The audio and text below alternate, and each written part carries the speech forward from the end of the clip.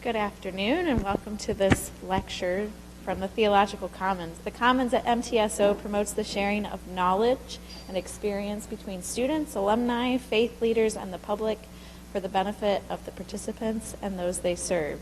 Today we welcome back our alum Jennifer Stockwell to give today's lecture, Ministries of the Body, a talk on Christianity and health in the 21st century, a talk she also gave at the UMC Lead Conference in LA earlier this year.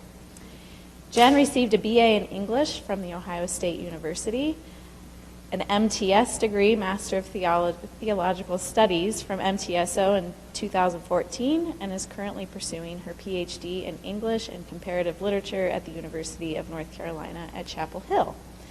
I have had the opportunity to hear Jen present at the American Academy of Religion, which she will do again later this year. And in addition to those presentations, she has pieces in the works for publication in her young career.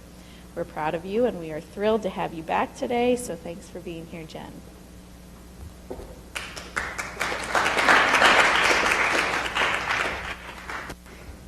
Great.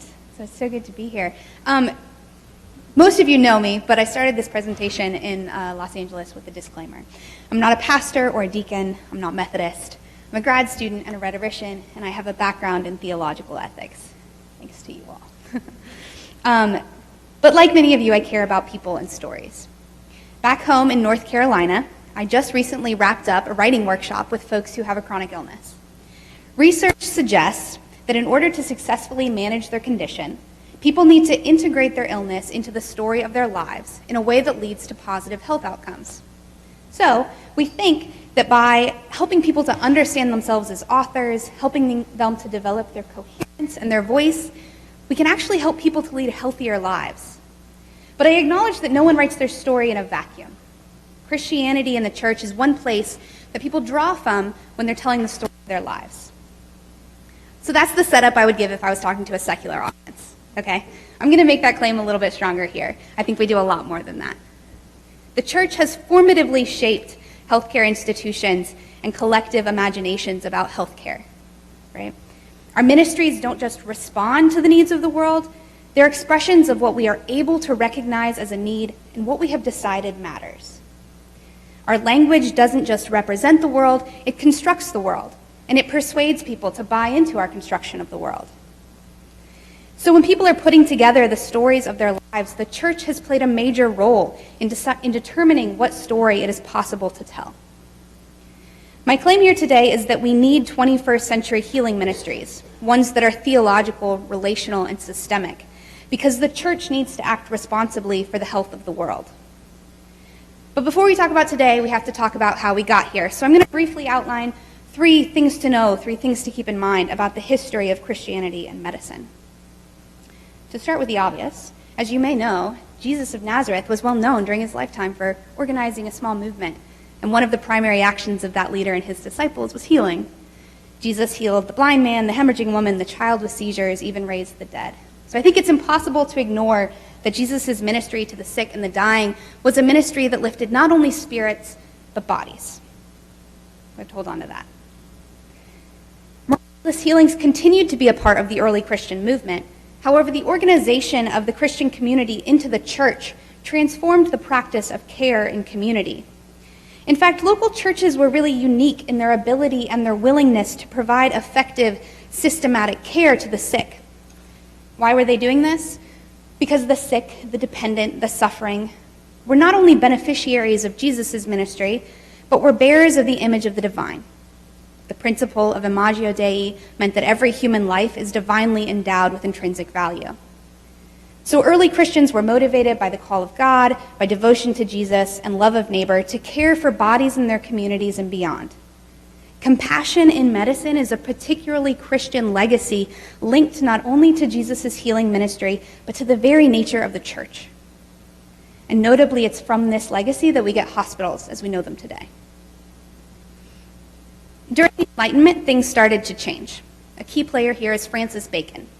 Eminent English philosopher and scientist, Bacon was raised Calvinist, but his research and his politics sort of tempered his religious commitments. For Bacon, love of neighbor was the essence of Christian practice. rather than contemplation of God as it had been in the previous era.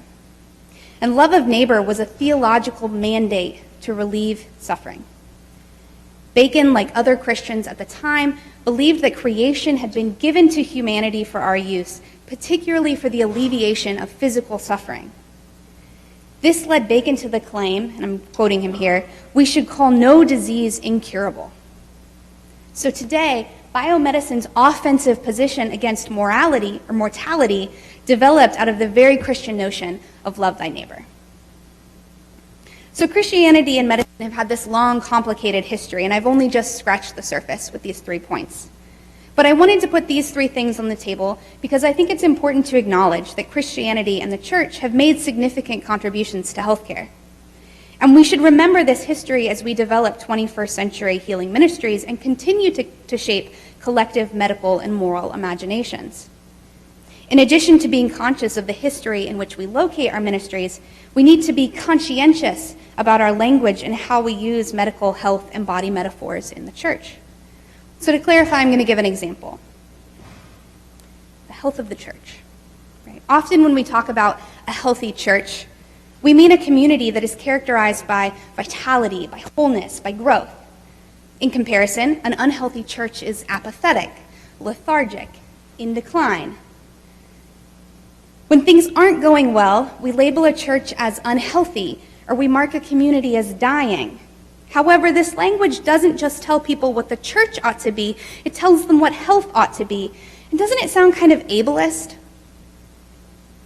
This metaphor is dangerous because it treats the manifestations of finitude as unhealthy, as wrong, or as evil.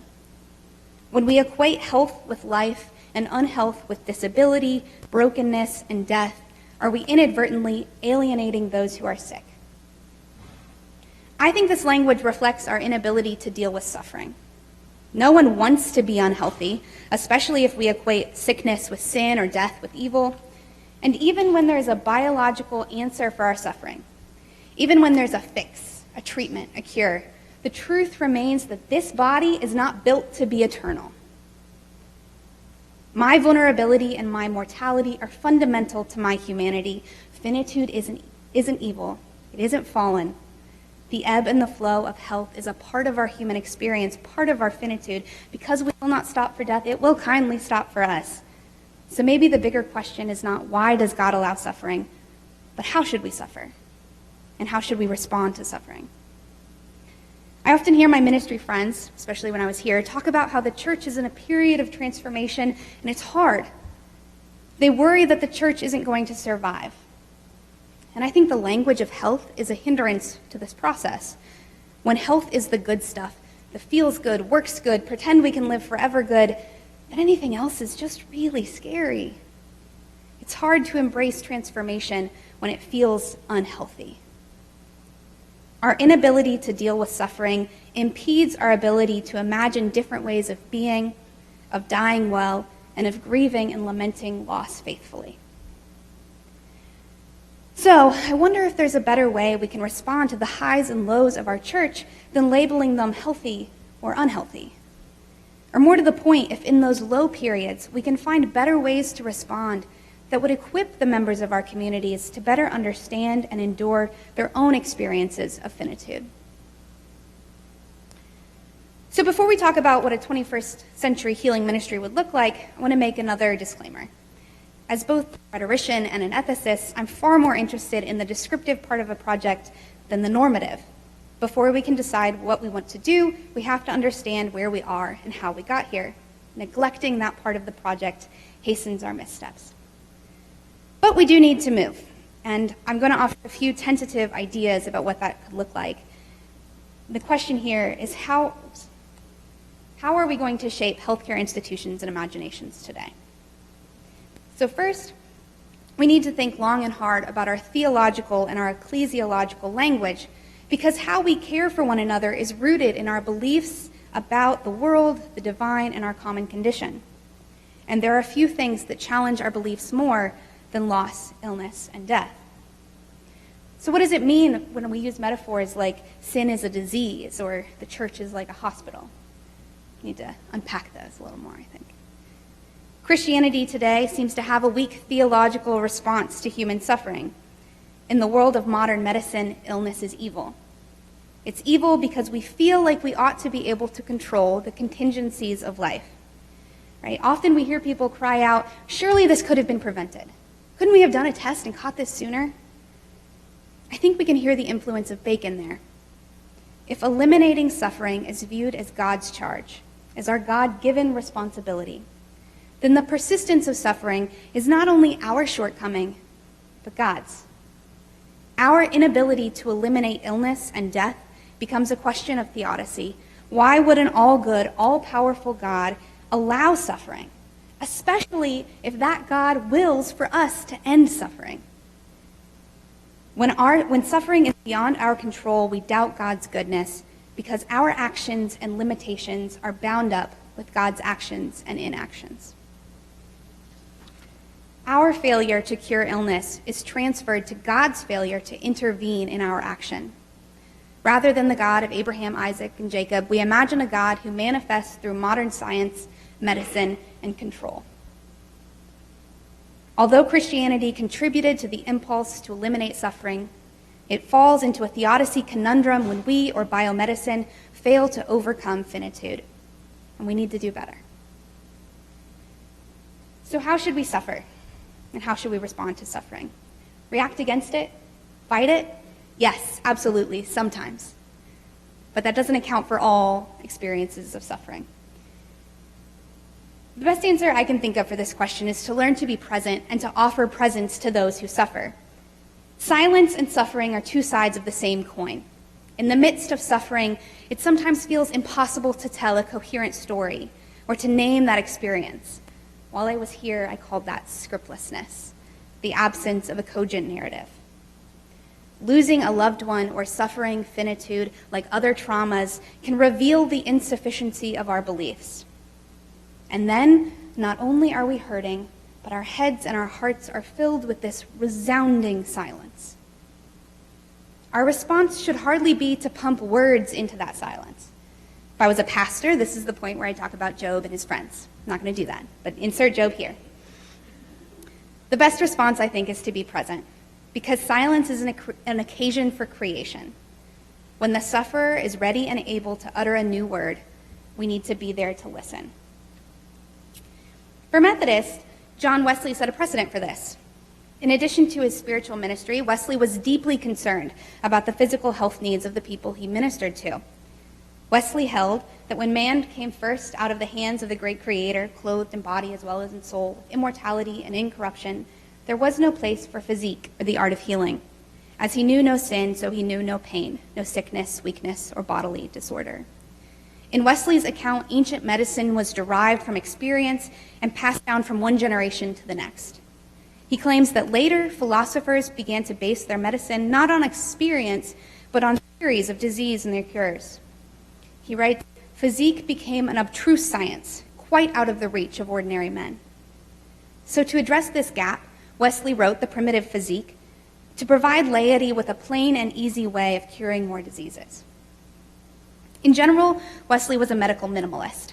His health advice pertains to clean air, drinking water, food that was easy on the digestive system, cold baths, and love of God, as it is the sovereign remedy of all miseries.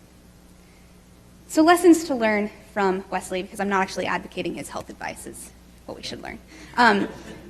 So minding the gap. That we need to mind and minister to the gap, that there continues to be this expanse between the expert knowledge of medical practitioners and the common patient laity person. So the church could be an institution of preventative care, promoting wellness and making health accessible. It means that we shouldn't abandon people to experts when their problem is physical. When their dis-ease is bodily, leaders and communities of faith should be there to help people access care and resources. This could mean advocating for those who lack health literacy. It could mean translating to make sure that people communicate effectively with their providers. And lastly, our healing ministries need to address health disparities. Medical establishments are locations of privilege in American society.